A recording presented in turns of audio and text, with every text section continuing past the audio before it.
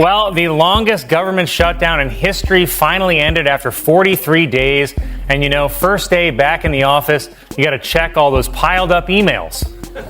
One glimmer of hope that I get from Donald Trump is that he also doesn't know what he's doing. He's in it with us, which is a nice change. Oftentimes we're at the mercy of those in power, but he's in the mercy with us. Like we're all locked in a prison cell, but he's holding the key and he's like, we're all trapped. What are we gonna do? We're like, use the key. What? What are you talking about? And the reason I say this. Imagine Trump strolling straight into a joke-filled minefield while Colin Jost and Trevor Noah stand over the detonator like gleeful cartoon villains. That's exactly what unfolded. Tonight, we're replaying every comedic blast, every brutal clapback, every oh no they didn't moment that rattled the political circus. These jokes were so dangerously precise OSHA could have filed paperwork. So grab your emotional safety helmet, because you're about to witness the most chaotic, hilarious political takedown of the decade. The Democratic National Committee protested President Trump's plans to accept a $400 million luxury jet from Qatar by flying a banner over Mar-a-Lago reading Qatar-a-Lago. It's the kind of hilarious stunt that makes you realize why the Democrats will never win again. Donald Trump came in and he was like, I'm gonna help. I'm gonna totally de-escalate this situation. And we were like, my man, you've never de-escalated a thing in your life.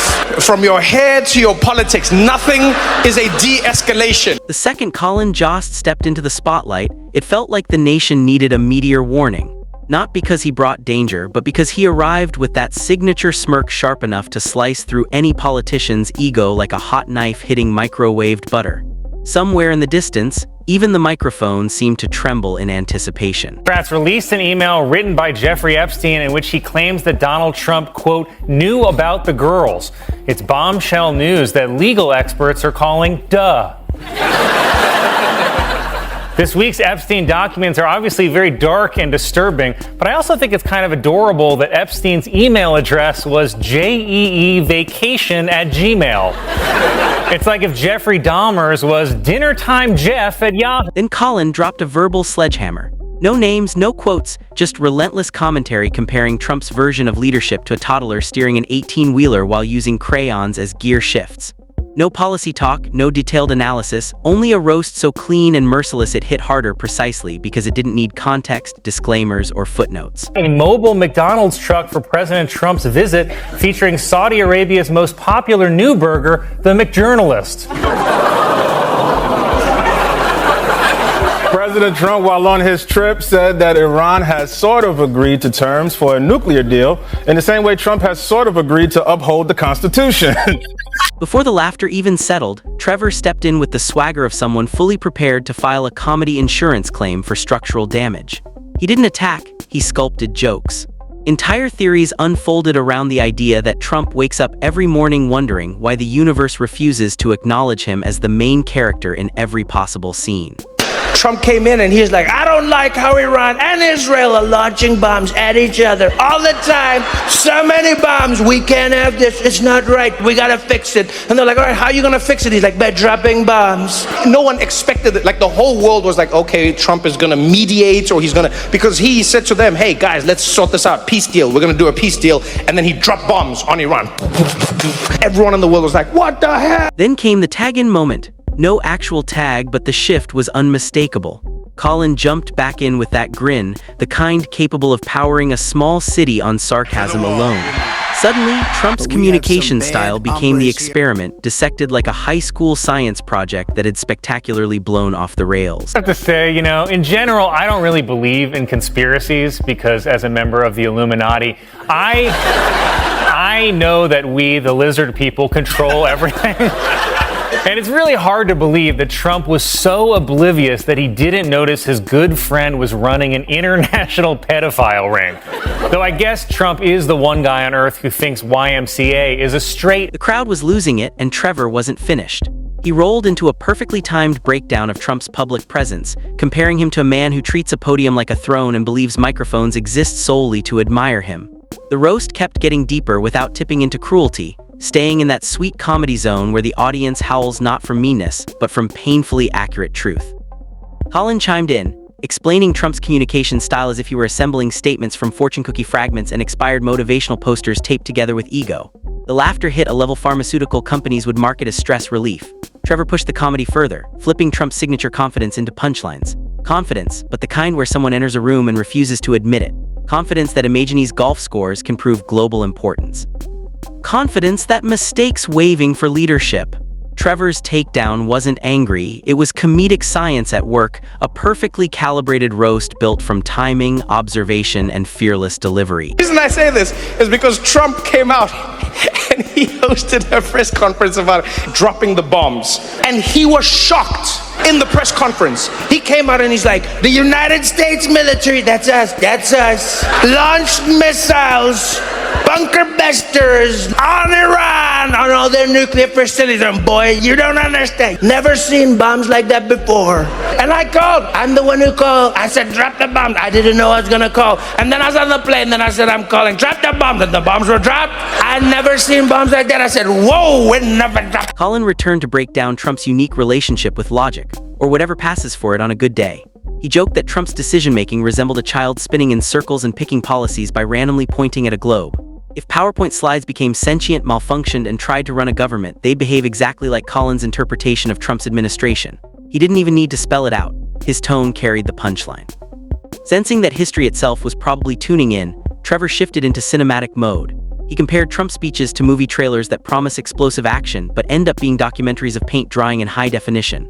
Trevor didn't rely on sound effects, his packing did all the heavy lifting. The crowd wasn't merely laughing, they were wheezing, leaning forward, clutching their ribs. Some were doing that silent laugh reboot where no sound comes out for 6 full seconds. The camera, if it existed, definitely caught people gripping their seats as though the jokes might launch them into orbit. Even the lighting seemed brighter, maybe because each punchline was hotter than a Carolina Reaper smoothie. The room vibrated with that rare kind of laughter that makes the body question whether joy should be taxed or medically supervised. Also warning that Trump may owe political favors to countries who give him lavish gifts. But based on the way he left the Middle East, I think I know how Trump is going to pay them back.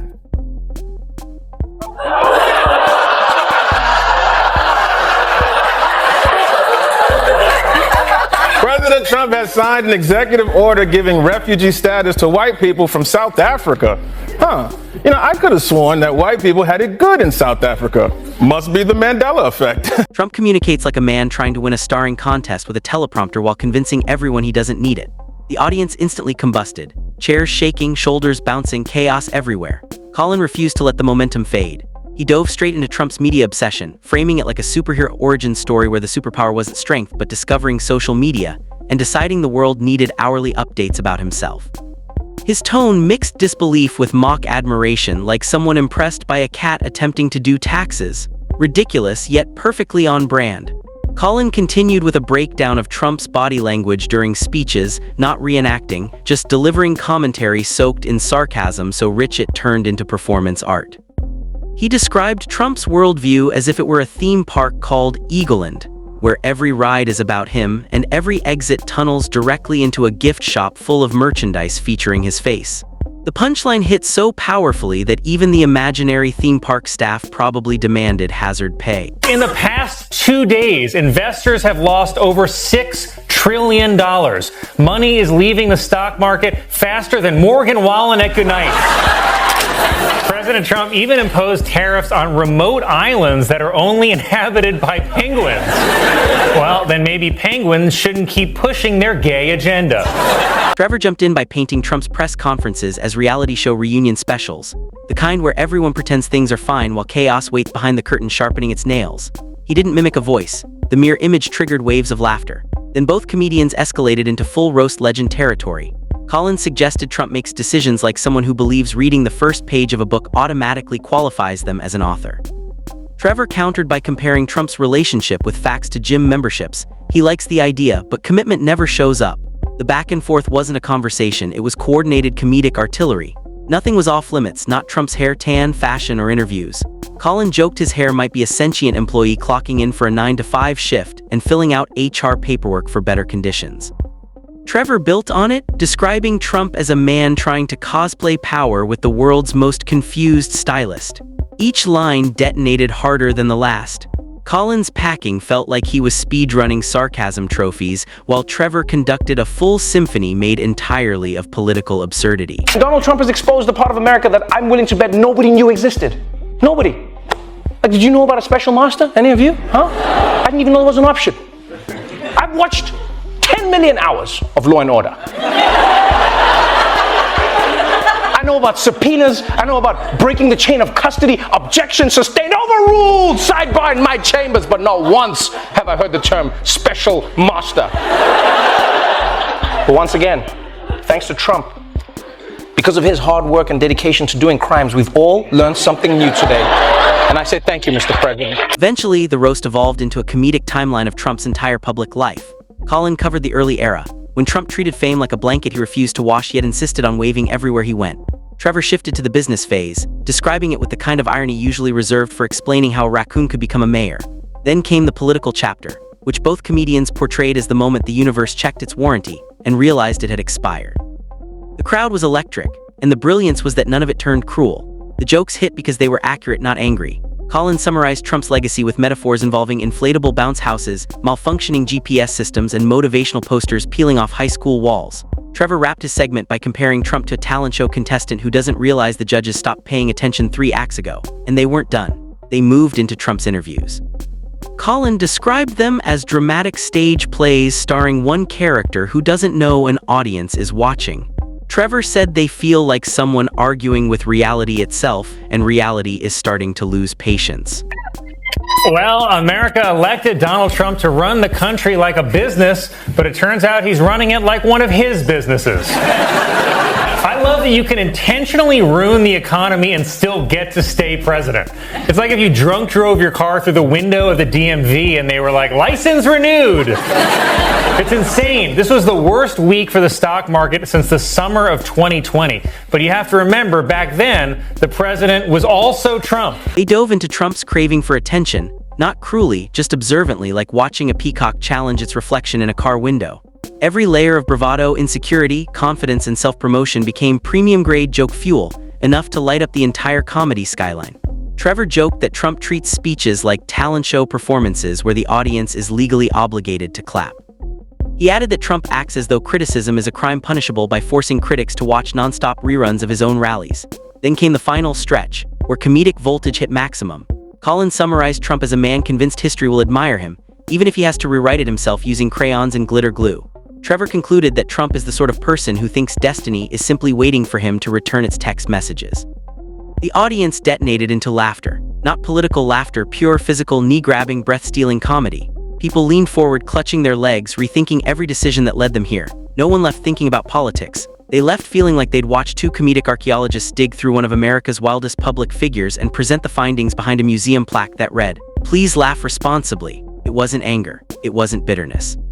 It was comedic craftsmanship, holding up a funhouse mirror so accurate it became unforgettable. No, it's called Truth Social, I think. No one cares. Anyway, the point is Trump sent out one of his thingies, I don't know what they called, and it was like, Trevor Noah was never funny, Jon Stewart was only slightly better, and then like he goes on like a rant and he's just like, these people don't realize if they moved more to the center like me, they would have more followers. Then I'm like, center like you? I'm like, my man, you think you're in the middle?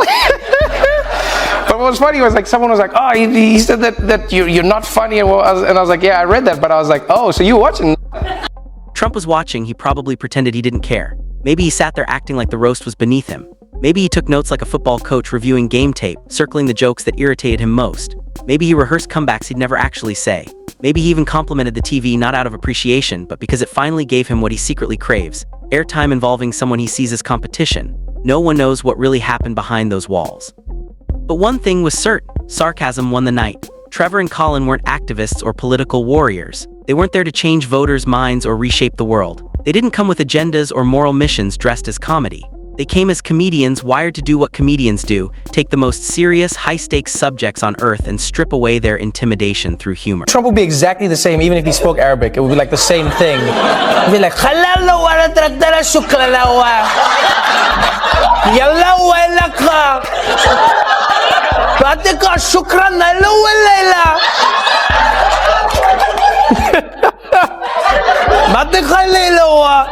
Yalla yalla. Some people use power to control, others use influence to persuade. Comedians use laughter to expose truth in a way people can actually swallow. Jost and Noah turned the chaos of modern politics into punchlines, and the audience didn't just laugh, they erupted. The kind of uncontrollable, breath-stealing laughter that briefly makes the world feel lighter. They reminded everyone that even history's most tense moments can be softened by a perfectly timed joke.